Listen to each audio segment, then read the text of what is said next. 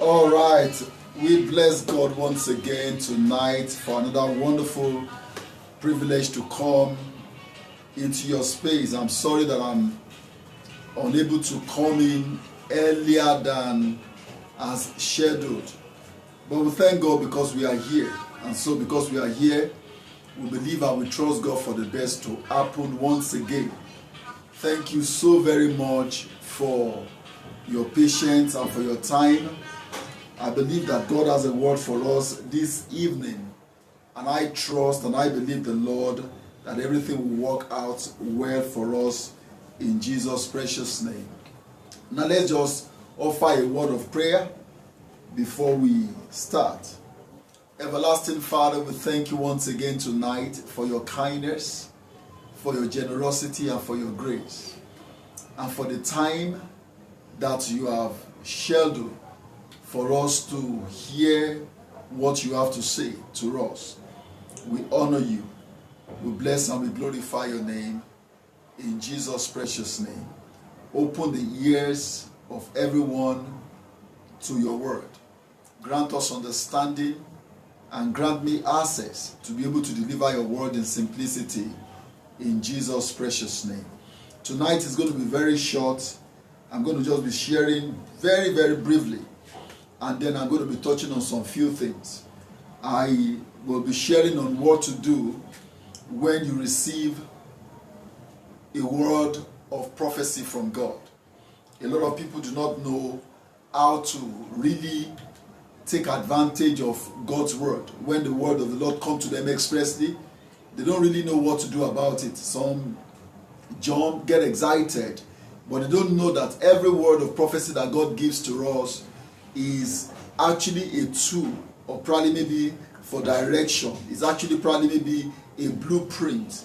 It's something that we need to know precisely what to do with, because at times prophecy can come to give instruction, prophecy can come to give an encouragement, prophecy can come to give an assurance, prophecy can come to give a promise, prophecy can come to give direction, and prophecy can come to help us to be where we ought to be. And so tonight, by the special grace of God, I'll be touching on some few things that I believe is going to help us. Now let me say this. Faith has a voice, because the Bible says without faith it is impossible to please God. And we need to have this understanding at the back of our mind that we cannot receive anything from God aside from faith. And at the same time too, we cannot walk with God except by faith. And so faith has a voice, and his declaration is the shout of a king in their midst. Faith has a voice. When the Lord gives you a word, when the Lord gives you a word of prophecy, you know what that prophecy does is either to reposition you for the things that you are believing God for. At the same time too, it may be to give you a new form of direction, to open a new vista for you. So faith has a voice. That means when the word of prophecy comes, it comes with a voice. It comes with a voice. And until you take that particular voice and make it your own voice, you may never see the reality of it. Praise the Lord. Now, I'm going to just be saying some few stuff that I believe should help us tonight, because I know that God has something to say to us. Faith has an attitude, and the attitude of faith is actually courage and bold declaration. Courage and bold declaration. Faith has a spirit. Faith has a spirit. The Bible says, well, the spirit of faith speaketh thus, that who shall go down to heaven to bring Christ up, or who shall go up to bring him down? He said the word the next day. He said the word of faith which you preach. Faith has a spirit. Faith has a voice. Faith has an attitude. Now let me say this. Talking down on yourself to earn people's pity is not faith. Talking down on yourself to earn people's pity is not faith. And it's not arrogance when you declare or make bold declaration in faith of who you are and what you are believing God for. It is not arrogance, it is not pride when you make bold declaration concerning the things that God promised you. When God promised me, son, I will give you this place, I begin to declare it with an attitude of boldness, because what? I believe in the one who made the promise. I believe in his integrity. I believe in the integrity of his word. At the same time too, I believe also in his capacity. So you do not lose anything by speaking well of yourself and making bold declaration about your future. You don't lose anything. It's like people say, it does not cost you anything to dream. So dream big anyway. Since it doesn't cost you anything to dream, then dream big anyway. So, you know, yesterday, I believe yesterday, 2 days ago, my daughter came and doing some little project, you know, so my daughter came and he said, Dad, this, you know, you've not done this one. Is it not going to be too expensive? And I almost said something that I should not say, you know. So I said, well, maybe I'll make plan for me to be able to afford it. And I had a churn in my spirit. And I said, don't say that again, Kingsley. Don't say I will make plan until I can afford it. Instead, say I will build my faith to receive it. Praise the Lord. Faith is a receiver. Faith is a receiver. You can only receive from God by faith. So what do I mean by this? You know, in a way, one of the ways in which the Lord has taught me how to receive from Him is that when I'm believing God for a particular stuff, or probably maybe I want to do a major project, and I look at the church account, it's nothing to write home about. I look at my own account, it's nothing to write home about. And I begin to ask myself, all right, God has a way of funding this particular project. So I call everyone that will be probably maybe involved in that particular project and ask them to give me their budget. And so I wrap up all the budget, miscellaneous and the rest of it, and then I start building my faith capacity to be able to receive that amount. At the same time too, I will also build up my faith not only to receive that particular amount, I will build up my faith to receive the expertise of other people. Everything that is necessary to make it a reality, I build up my faith to it. I begin to thank the Lord. Lord, I just want to thank you, Father, for sending excellent worker to me. Thank you, Father, for those who will catch this vision. Thank you, Lord Almighty, for the workers that are going to be working on this project. Thank you for an excellent spirit. Thank you, Lord Almighty, for the workers that you're going to grant us favor before. And before you know it, everything just begins to fall into place. So I said to her, instead of saying I will plan until I can afford it, because I know that I may not be able to afford it, but faith is the currency of heaven, and it is possible for me to be able to what? Build up my faith enough to be able to receive from God. Now, one of the ways in which I build my faith to be able to receive from God is like, okay, I am doing a major project now, and then since the project, I go to the book of Nehemiah. I study how the Lord funded that particular project. At the same time too, I go to the book of maybe First Chronicles, you know, chapter 28, 26, 20, 27, 28, 29, and see how David was able to prepare for the project that Solomon will carry out. So I put myself in a position where I see God as the source. And I know that the capacity of my God is more than sufficient enough for me. So I know that what? God has given me a blank check, and then all I need to do is to build up my faith. So I see how those people were able to receive funds, how they were able to receive resources to be able to what? To be able to carry out that particular project that they are believing God for. And then I see how they do it into completion. And so what I do most of the time also is that when I'm doing project like that, and I have friends who are also doing projects, I try as much as possible to see how I can be of help. I plant seeds into their project to make it a reality. And while I'm planting the seed, I'm also saying, Lord, I'm believing you for an harvest. So how do I get it done? Faith is a receiver, And in order for you to be able to receive by faith, you must also learn to be able to plant into other people's field, other people's project, or the one that God will lead you to plant into, because you are believing God for what? For an harvest. Why? The Bible says what? He said, there is it that scattereth and yet increases. He said, give and it shall be given back unto you. Good measure, pressed down, shaking together, running over. Shall God cause men to give back to your bosom. So, one of the things that I do specifically is to see how I can scatter my seed. The resources in my hand is not enough. So what do? I make it happen for my friends. I support my friends in my own little way, and then I start rejoicing with them. And let me tell you precisely what I also do. I caught this in the book of Psalm 106.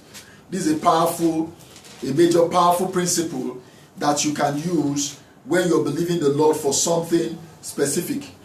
He said in Psalm 106 verse 4 and 5, he said, remember me, O Lord, when you show favor to your people. Come to my aid when you save them, that I may enjoy the prosperity of your chosen one, that I may share in the joy of your nation and join your inheritance in giving you praise. So, in order for me to do this, God remember me. You know, how would God remember me? I see my friend doing fantastic work, doing great work, and I said to myself, I need to be part of this. How does God remember me? I plant a seed. I plant my seed. That means my speech should be speaking right while the project is also going on. And so I am saying, Lord, remember me. I am planting a seed towards this. Let this seed what reproduce in my own field also. I rejoice when I see my friend making progress. You know, some of my friends will say, he said, look, Kingsley, you celebrate our success more than we do. I said, no, it's not your success, it's our success. And it's not just your success, is the provision that came from our Father. So your joy is my joy, your celebration is my celebration, your victory is my victory, your advancement is my advancement, your enlargement is my enlargement. Anytime I see you making tremendous progress, I'm excited. And so I'm excited, and for me to be able to show that I'm really excited, what do? I plant a seed towards it. And I said, you know, I would like to do something, you know. I just want to plant this seed towards this project. You know, I said, what? Oh, you are doing? I said, hey, don't cut me off from my harvest. I'm believing the Lord to be able to complete that project, my brother. Why? Because if I look at my capacity as a person, you know, my account, the church account, is nothing to write home about. We will not be able to do this project in the next 5 years. But you know, I've seen God come through time and time and time and time again and time again. I've seen him come through for us. So don't say, I will plan until I can afford it. But rather say, I will build my faith to be able to receive it. I will build my faith to be able to receive it. And in order for you to be able to receive it, what do you receive? You must also what? Go ahead and plant into other people's field. Do not shut the bowel of your compassion and your generosity when you're believing God for a miracle. That's not the right thing to do. When you're believing God for a miracle, look for a field that you can plant, that you know that what? This field will yield tremendous harvest unto me, and then plant in faith, and then in confidence that God will cause a multiplication to come into your own field also. Like Dr. Mike Murdock used to say, whatever you make happen for others, God will make happen for you. Whatever you make happen for others, God will make happen for you. So when I see people, friends, loved ones, you know, making progress, I'm happy. When they're doing any project, whatever I know I can do to support, I support, because what? I know that God will remember me. And one of the ways in which God will remember you is what? By planting a seed, you know, to be able to support them one way or the other. Let your seed be speaking. Let your seed be speaking for you. Let your seed be speaking for you. That's why I said faith has a voice. And the voice of faith is in the seed. Praise the Lord. The voice of faith is in the seed that you plant in the field of your brother, in the field of your neighbor, in the field of your friends, in the field of your loved ones, in the field of the one that God assigned you to go ahead and what? And plant into. It's like God telling Elijah, I've prepared a widow woman to sustain you. And then when Elijah got to the widow woman, Elijah said, I'm hungry. Please, first and foremost, get me water to drink. And when she was going to get the water, she said, please make some cake for me. I'm hungry. And he said, oh, I think, man of God, you're mistaken. The thing that we have at home is only meant for me and my child. But the man of God said, no, you don't worry. Just go ahead and come and plant a seed here. And let that seed speak harvest for you. You need a voice. You need a voice. In order for you to be able to get the voice of prophecy to speak over your life, what you need to do is to initiate it or provoke it by the seed that you are planting. Initiate it by the seed that you are planting. Anytime God gives you an opportunity to see someone in need, and then your bowl of compassion is swelled up. Listen, there's an harvest waiting for you somewhere. And then what? In order for that harvest to receive a voice, look at that person and then see how you can reach out and be a blessing to the person. I believe that the need of others is actually our opportunity for us to expand. The need of others, when we meet it, is an opportunity for us to what? For us to also expand. That is the way to create a voice. That's the way to create a momentum. That's the way to create an advancement. Those who withhold to themselves, even that which is not sufficient, the Bible says they turn it to poverty. But those who scatter, even that which seems as if it's not enough, but scatter it, the Bible says what? They shall come back, what? Gathering their sheaves with them, they shall come back rejoicing, they shall come back what? With abundance. That is the law of God. That is the law of God. So, do not say, I will plan until I can afford it, but rather say, I will build up my faith to receive it. And the evidence of you building up your faith to receive it is actually what? Tied to what you also do to make happen for others, number one. Number two, look at what God is doing. Like one of my friends is doing a fantastic project somewhere, during this particular period. God has been helping us and sustaining us based on Daniel chapter 9 verse 25. The Bible says, let me read that to you, because that's one grace that I believe that what has been working for us tremendously. During this particular lockdown, we have been doing projects. The Lord has been helping us. We have also been reaching out to as many people as we can. He said in Daniel chapter 9 verse 25, know and understand it from the issuing of the decree to restore and rebuild Jerusalem unto the anointed one, the ruler comes. There will be 7 sevens and 62 sevens. It will be rebuilt with streets and a trench, but in a troublous time. How can you be building a troublous time? The only way to build in a troublous time is what I am showing you right now. A lot of people, when they are in trouble, they allow the trouble to choke their bowl of compassion. They can no longer see the need in others any longer. What they are interested in is how to get out of the problem. But the only way to get out of the problem is to plant a seed. Praise the Lord. So that what you will enter into the harvest of that which you have planted. And the Bible says, he that goeth about sowing precious seed. That means in the midst of trouble, the kind of seed that you sow is always very precious. And if you sow precious seed, you will experience precious blessing. So, build up your faith to be able to receive as a receiver. Also, in order for you to be able to build up your faith as a receiver, what do? Feed your eyes with development. Feed your ears with testimony. Feed your heart with what makes your heart full of melody. That means you are hearing good news here, good news there. You are seeing things happen for this one, things happen for that one.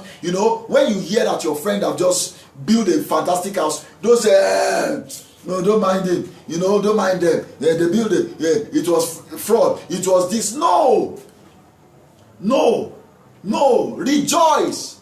Every good and every perfect gift come from God. You just accept that every good and every perfect gift come from God, and I believe that God is also going to visit me also. Always have goodwill towards people. The Bible says in Philippians chapter 4 verse 8, he said, dwell on those things that are good and right in the life of others. Not only that, he said whatsoever things are true, whatsoever things are just, whatsoever things are pure, whatsoever things are honest, whatsoever things are of good report, if they have a praiseworthiness in it, he said, think on these things, dwell on it. So another thing that you need to learn to do is what? Build up your confession to receive from God what you are believing him for. Build up your confession. Stop talking down on yourself. Most of the time you deceive your heart because you're believing God for this. Before you know it, another thing comes again. You are believing him for this. You're so confused. You don't even know what you want. So that's why faith has a focus. The Bible says the light of the body is the eyes. If your eyes become single, then your whole body shall be full of light. Faith has a focus. You must have singleness of purpose.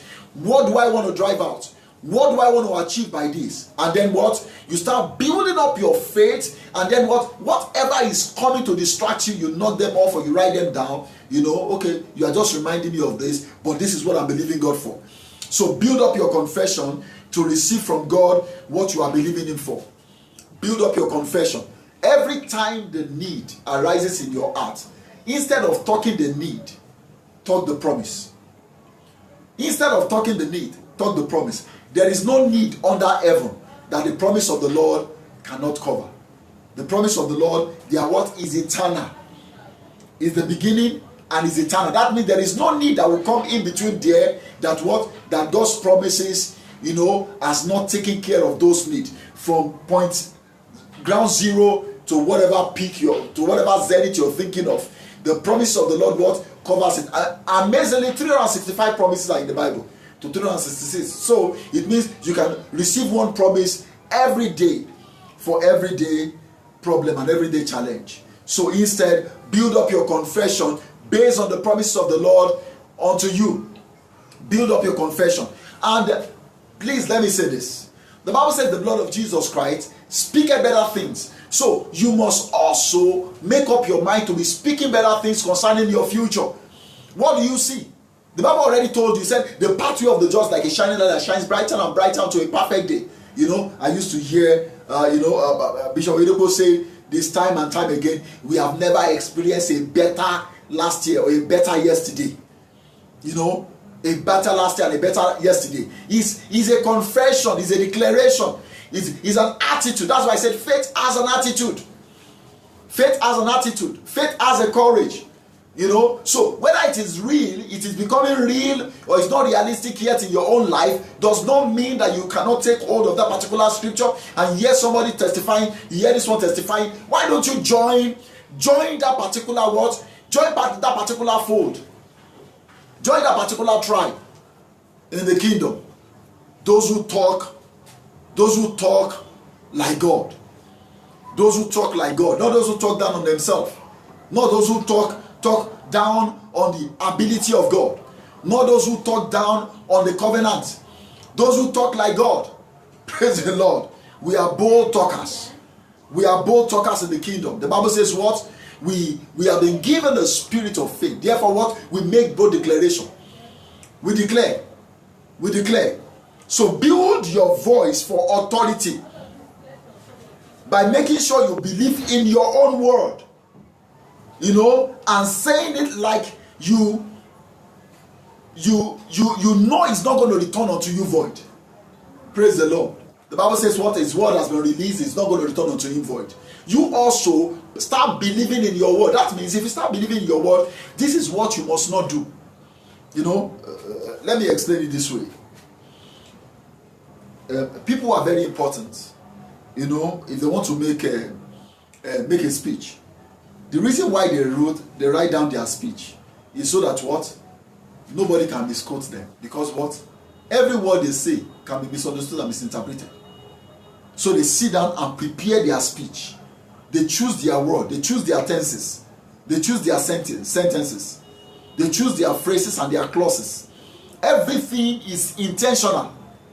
So you've got to be intentional if you want to be great. So those who are great and know that what the media is, what is like ravaging around them, like what? Like vultures that want to feast on them when they die. They choose their word. So you must also pick your word. You must also pick your word. And one of the ways in which you can build authority in your voice is to believe in what you are declaring. Believe in what you are declaring. Stop doubting yourself. Stop doubting the word that is coming out of your mouth. You are great. You are marvelously made. Everything will work out for you well. Everything is going to fall into places for you. It is well with you. You're going to advance. Your condition will not hinder you from succeeding in life. Your name will be among the names of the great. It does not matter whether you look like a low-lifer now. Talk yourself out of that and start telling yourself, I'm who God says I am. I have the gene of God on the inside of me. I am born of God. I overcome every challenge that comes my way. You can overcome. I'm serious, you can overcome. Most of the people who are great on air today, they are more or less like low-lifer. You hear them say, I am almost the poorest of the poor. Look at what God has brought, where God took me from. Look at where God has taken me to. He brought me out of the merry clay and he set my feet upon the rock to stay. Praise the Lord. You must talk well of yourself. The Bible says what? He said, even though he came from prison to become what? To the palace. He came from prison to the palace. So you can come from wherever you are and become what? And become reputable, honorable, dignified. But you see, until your mind begins to change. And how do you change your mind? You change your mind by the way you talk. How do you change your mind? You change your mind by the people that you associate yourself with. How do you change your mind? You change your mind by what? By what you read, what you study, what you hear, what you see. And you change your mind by the way you also carry yourself. You must carry yourself with dignity. Never look down on yourself. Don't let anybody's presence intimidate you. You are a child of God. The gene that is in you is the gene of God. So you are not a low-lifer. Praise the Lord. So build your voice for authority by making sure you believe in your own word and saying it like it will not return unto me void. And at the same time to make up your mind to start keeping your word. Keep to your word. Keep to your word. That's one of the major challenges in which what? You must what? Build yourself to. Alright.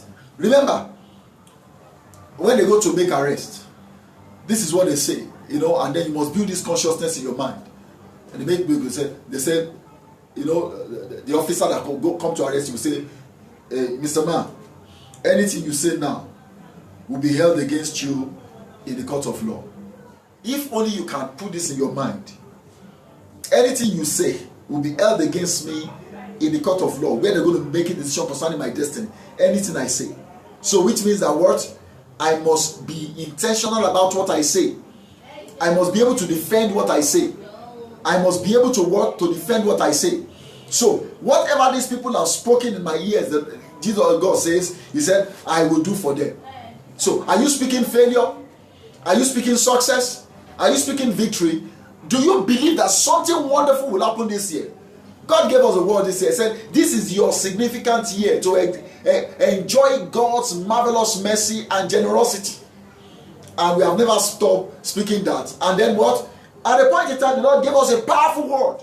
And he said, this year, 2020, our life will make sense. My life is making sense already. Praise the Lord. So I kept on declaring it every day, every time. My life will make sense. 2020, your life will make sense. Your life will make sense. It will make good sense. If it has been making sense before, it will make more good sense. In the mighty name of Jesus. So, remember, every idle word that you speak, you will give account of it. So if you are conscious of this, then you will not speak idle words. You will choose your word. You'll be intentional about what you say, what you speak. People who are great are not talkative. If you sit with someone that is talkative, know that, oh, greatness is going to be like a shadow to this person. Because people are going to be great, they choose their words. They choose their words wisely. Except if you are using words to eat, like maybe you're a comedian, or probably maybe you give a spell, whatever it is, you know. But people who are great hardly talk too much. And the Bible says in the multitude of sin, words, there is sin. So let me just wrap up this, because I've not been able to go into where I want to get to, because my prayer time has already it has already come. You know, I'm just trying to I'm buying part of it, and I trust the Lord that I'll be able to pay this back. All right, let me just draw the curtain here because of our time. Draw the curtain here. Don't forget, faith has a voice, and its declaration is the shout of a king in our midst. That means I praise, always thanking God. All things are working together for my good. In everything I give thanks. You know, God is making everything beautiful. God is making everything wonderful. You know, I'm full of gratitude in my heart. Faith has an attitude, and confidence and bold declaration. Faith has a spirit. And I said, don't talk down on yourself to earn people's pity. You know, that is not faith. That is worry, that is foolishness. You know, it's not arrogance when you make bold declaration in faith of who you are and what you are believing God for. You lose nothing by speaking well of yourself and making bold declaration about your future. To God be glory. Father, we thank you tonight. We bless and we glorify your name. We worship and we appreciate you for your marvelous kindness and for your marvelous mercy. Lord, we honor you. Let your name be glorified. Thank you for every word that has been declared in simplicity this evening. Lord, thank you for your people that are going to be blessed by it. We return all the praise and glory to you. Please catch up with us next time. Tomorrow morning, 8:15 is going to be an amazing time. And then tomorrow, 8:15 in the morning, we're going to be having our first session. Then by 4 p.m., we used to have a monthly incense of worship. 4 p.m. tomorrow, please connect with us. There's going to be incense of worship. It's going to be a time of prayer, praise, and then what? Prophecy. It's going to be a time of what? Prayer, praise, and then prophecy. I'm believing the Lord to meet you 4 p.m. tomorrow. It's going to be an amazing time. You cannot afford to miss it. And then, please stay tuned. Tomorrow morning, 8:15, I'll be live. And I'm going to be teaching on this in depth. Trusting the Lord to be able to what? Create a balance for you. This is just an appetite. The Lord bless you. Thank you so much. God bless you.